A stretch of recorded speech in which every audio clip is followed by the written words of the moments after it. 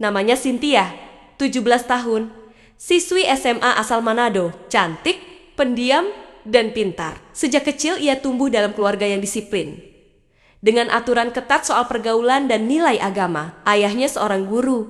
Ibunya aktif di kegiatan masyarakat. Setiap langkah Cynthia selalu dalam pengawasan. Ia dilarang keluar malam, punya pacar, apalagi bergaul sembarangan. Namun, jauh di dalam hatinya, Cynthia menyimpan rasa ingin tahu tentang dunia di luar batas yang selama ini mengikatnya. Setelah lulus SMP, Cynthia memohon pada orang tuanya agar diizinkan sekolah di Jakarta, tinggal bersama tante dari pihak ibunya. Ia ingin tantangan baru, ingin merasakan bagaimana rasanya jadi remaja kota besar. Dengan berat hati, akhirnya permintaannya dikabulkan. Ia pun pindah ke ibu kota dan memulai hidup barunya di lingkungan yang sangat berbeda dari yang ia kenal. Saat pertama kali menginjakan kaki di Jakarta, semuanya terasa asing. Gedung-gedung tinggi, jalanan yang macet, suara klakson yang tak pernah berhenti, dan gaya hidup yang jauh lebih bebas dari kampung halamannya. Cynthia sempat canggung, tapi sekaligus terpukau. Hari pertamanya di sekolah baru menjadi awal dari perubahan besar dalam hidupnya. Sekolah itu besar dan modern. Para siswanya bebas bergaya. Tidak ada aturan seragam ketat. Bahkan beberapa murid datang naik motor dengan suara knalpot memekakkan telinga. Disinilah, untuk pertama kalinya, Cynthia melihat tipe-tipe orang yang selama ini hanya ia lihat di media sosial, anak-anak yang cuek, percaya diri, dan tampak seperti tak punya beban hidup. Di tengah keramaian itu, ada satu sosok yang langsung mencuri perhatiannya. Seorang cowok tinggi, berambut gondrong rapi, memakai jaket kulit hitam dan celana sobek-sobek. Di tangan kanannya ada tato kecil bergambar tengkorak. Ia melintas bersama 3 orang lainnya, semua dengan motor dan suara keras. Dari cara orang-orang menatapnya, jelas sekali kalau dia bukan siswa biasa. Cowok itu bernama Raka. Dia adalah ketua geng motor sekolah itu. Namanya terkenal bukan hanya karena keberaniannya, tapi juga karena sikapnya yang dingin namun mempesona. Banyak cewek sudah pernah dekat dengannya, tapi tak ada yang benar-benar bisa membuatnya bertahan lama. Cynthia hanya mendengar desas-desus itu dari teman barunya di kelas, seorang cewek cerewet bernama Vina. Lu hati-hati ya, Sin. Itu cowok bahaya banget. Cakep sih, tapi suka mainin cewek. Udah banyak yang baper, tapi ditinggal gitu aja. Ujar Vina sambil mengunyah permen karet. Lalu Cynthia hanya tersenyum. Ia tidak terlalu memikirkan omongan itu.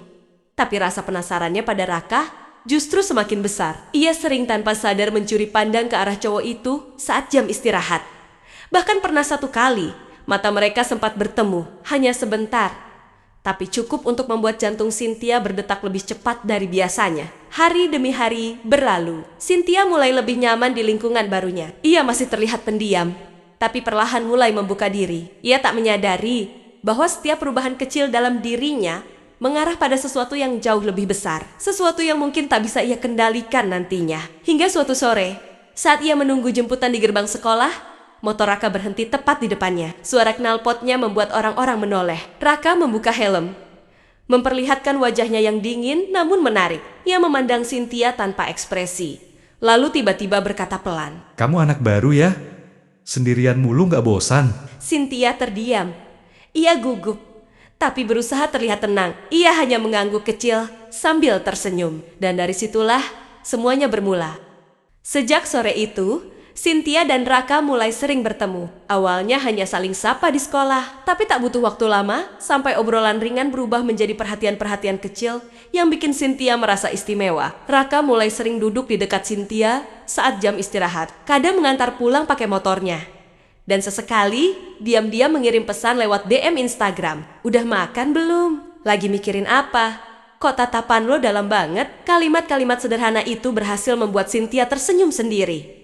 Ia tahu betul, ini cowok bukan tipe baik-baik, tapi justru sisi nakal Raka itu yang bikin jantungnya berdebar. Ada daya tarik misterius yang tak bisa dia tolak. Entah itu gaya bicaranya yang santai, tatapan matanya yang tajam, atau cara dia menguasai suasana. Cynthia makin larut. Ia mulai mengabaikan pesan dari tantenya yang memintanya pulang cepat. Ia juga mulai jarang video call dengan orang tuanya di Manado. Fokusnya kini hanya satu, Raka. Suatu malam, Raka mengajaknya ke suatu tempat. "Gue mau kenalin lo sama teman-teman gue," katanya. Cynthia mengangguk tanpa banyak pikir panjang. Mereka naik motor bersama.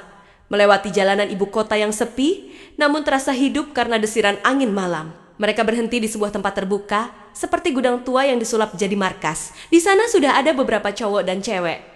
Musik keras berdentum dari speaker, asap rokok mengepul kemana-mana. Botol-botol minuman berserakan. Cynthia sempat merasa canggung, tapi Raka menggenggam tangannya. Tenang aja, lo aman di sini, asal sama gue. Ucapnya dengan suara pelan di telinga Cynthia. Malam itu jadi malam yang tak biasa. Cynthia melihat sisi dunia yang selama ini disembunyikan dari hidupnya. Dunia yang liar, penuh kebebasan, dan berani melanggar batas. Ia sempat merasa takut, tapi juga terpikat. Ia meneguk sedikit minuman yang disodorkan temannya Raka, hanya untuk menunjukkan bahwa ia bisa menyesuaikan diri. Semakin malam, suasana makin panas. Pasangan lain sudah mulai bermesraan tanpa malu. Cynthia sempat melirik, dan saat ia hendak beranjak, Raka menariknya pelan ke sudut yang lebih sepi. Hanya ada lampu temaram dan suara musik samar. Kamu udah percaya sama gue? Tanya Raka, lembut. Cynthia mengangguk pelan. Kalau gitu, temenin gue malam ini. Cuma kita berdua. Bisik Raka sambil menyentuh rambutnya. Degup jantung Cynthia makin kencang.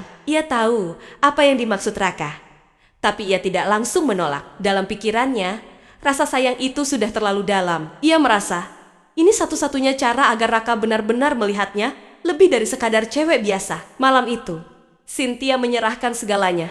Ia tak tahu apakah itu cinta, kebodohan, atau bentuk pengorbanan. Tapi yang pasti, setelah semuanya selesai, dan ia melihat Raka tertidur di sebelahnya, ia merasa kosong. Ada perasaan yang hilang. Ada sesuatu dalam dirinya yang tak lagi sama. Ia mencoba tersenyum, mencoba meyakinkan dirinya sendiri bahwa ia melakukan ini karena cinta. Tapi jauh di dalam hatinya, muncul bisikan kecil.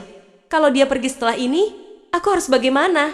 Sejak malam itu, Cynthia tidak lagi sama. Senyumnya tetap ada, tapi jiwanya terasa berat. Ia sering termenung di kelas, bahkan tak lagi semangat saat belajar. Vina, satu-satunya teman yang mulai mengenalnya cukup dekat, melihat perubahan itu. Lo kenapa, Sin? Kayak bukan lo yang kemarin deh. Tanya Vina suatu siang. Cynthia hanya menggeleng, pura-pura sibuk membaca buku, tapi sebenarnya hatinya remuk. Beberapa hari setelah malam yang ia kira sakral itu, Raka mulai menjauh. Chatnya dibalas lama, kadang tidak sama sekali. Ajak ketemu, selalu ada alasan. Dan yang paling menyakitkan, ia melihat sendiri Raka boncengan dengan cewek lain, tertawa semesra dulu saat bersamanya. Cynthia tidak menangis di depan siapapun, tapi setiap malam ia mengurung diri di kamar, membenamkan wajahnya di bantal, menahan tangis yang tak bisa lagi ia bendung. Ia memaki dirinya sendiri. Kenapa terlalu cepat percaya? Kenapa menyerahkan sesuatu yang paling berharga demi seseorang yang bahkan tidak berjuang untuknya? 1 minggu kemudian, ia memberanikan diri menghubungi orang tuanya di Manado. Dengan suara bergetar, ia berkata, "Mama, Cynthia pengen pulang." Ibunya terdiam lama di seberang telepon. Tapi dari nada suaranya, Cynthia tahu sang ibu sudah merasakan ada yang tidak beres. Tiket pesawat pun dikirimkan.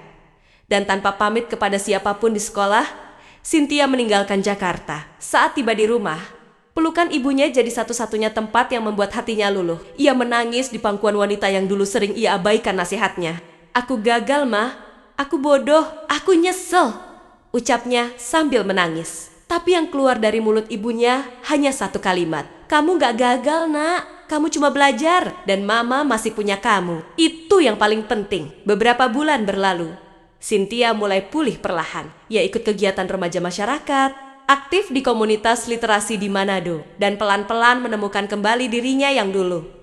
Gadis yang kuat, lembut, dan punya tujuan. Ia tidak lagi membenci Raka, tidak juga dirinya sendiri. Yang ia lakukan kini hanyalah menulis kisahnya, agar tidak ada gadis lain yang jatuh di lubang yang sama. Ia sadar, cinta bukan soal membuktikan, tapi soal saling menjaga dan menghargai. Kita semua pernah muda, pernah jatuh cinta, sampai lupa logika. Tapi jangan sampai cinta membuatmu kehilangan arah.